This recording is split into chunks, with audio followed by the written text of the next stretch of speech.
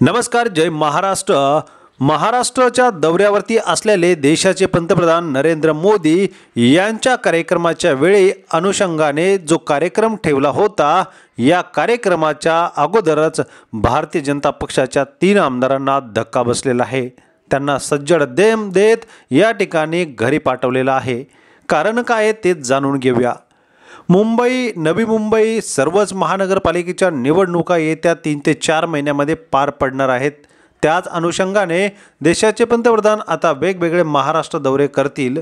महाराष्ट्रातील आणि त्याचबरोबर ती महाराष्ट्रातील सर्वात मोठा आणि आशिया खंडातील क्रमांक 2चं सर्वात मोठं 9 एकरमध्ये असलेलं इस्कॉन टेम्पल, राधाकृष्ण यांचं टेम्पल नवी मुंबई खारघर या ठिकाणी आज उद्घाटन करण्यात आले। याचबरोबर ती महाराष्ट्राची महत्त्वाची आणि आर्थिक राजधानी मुंबई या ठिकाणी नौदलाचा विशेष कार्यक्रम करण्यात आला।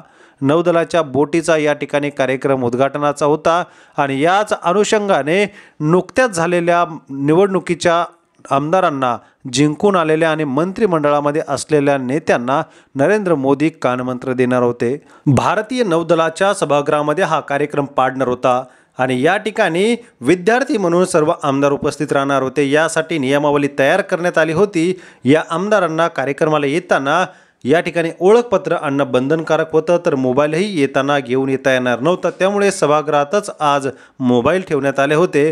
तर 3 आमदारांनी ओळखपत्र सोबत न आणल्यामुळे त्यांना या ठिकाणी कमांडोने, त्यांच्या सुरक्षा रक्षकाने सज्जड दम देत परत पाठवले।